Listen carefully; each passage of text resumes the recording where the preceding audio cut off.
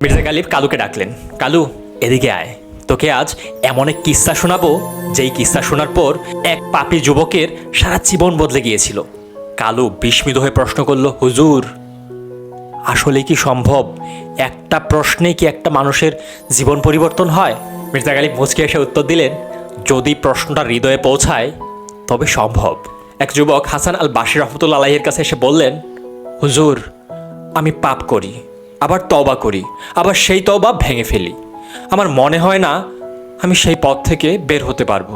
হাসান আল বাশির রহমতুল্লাহ আলাইহি বলেন, ঠিক আছে, পাপ করো, তবে তার আগে একটা শর্ত পূরণ করো। যুবক প্রশ্ন করে, হুজুর, কি শর্ত?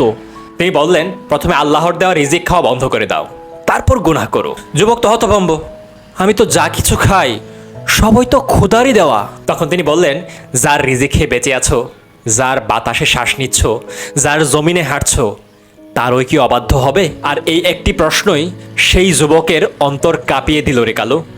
সেই যুবক, সে তওবা করলো, সে আল্লাহর কাছে ক্ষমা চাইল এবং তার নতুন জীবন শুরু করলো। তারপর গালিব কিছুক্ষণ মৌনতা জ্ঞাপন করলেন এবং কালুকে বললেন, কালু, আমরা সবাই আল্লাহর রিজিকের ভিখারি, তাহলে বল, যার রিজিক খেয়ে বেঁচে আছি তারই কি অবাধ্য হব?